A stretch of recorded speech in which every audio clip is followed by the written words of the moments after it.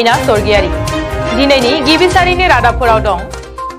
दिनै बेलासिनि 4 रिंगायाव योगी आदित्यनाथआ उत्तर प्रदेशनि गिबि मन्त्रि महरै समायखिरा लागोन। हादरनि गाहाय मन्त्रि नरेन्द्र मदिजों लोगोसे गुबुन गुबुन गं 12 रायजोनि गिबि मन्त्रिफोराबो समायखिरा लानाय हाबाफारियाव नुजाथिहैगोन। पेट्रलनि बेसेना दिनैबो बारायबाय। मोनफ्रोम लिटार पेट्रलनि बेसेना 80 फैसायै बारायदों। पेट्रलनि बेसेना दिनैसिम लेन्थ्रै बारायगासिनो।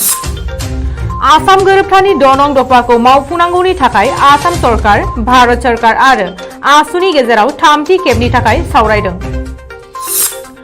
26, 27 आरो 28 मार्चआव सानथामनि थाखाय बन्द थागोन काजिरङा माहारियारि पार्कनि मैदेरजों दावबायनाया। मैया गुवाहाटीनि काहिलिपारायाव रोजा रोजा फोरोंगिरिफोरा सोमावसारदों। साख्रिखौ रेगुलार खालामनांगौनि थाखाय टेट फोरोंगिरिफोरा धरना हाबाफारि लादों।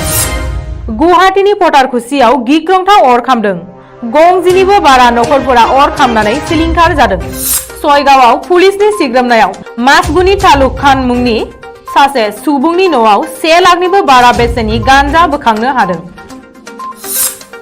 SBIआ मोनसे खौरां फोसावदों।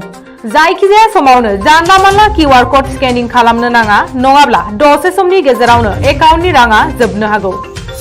फरायसाफोरा जेरै फरायसालियाव फोरोंथाय लानायनि सिगां आरज खालामो, थिक बेबादिनो माद्रासायावबो फरायसा आरो फोरोंगिरिफोरा माहारियारि सं मेथाइ रोजाबनायखौ कम्पालसरि खालामना होदों।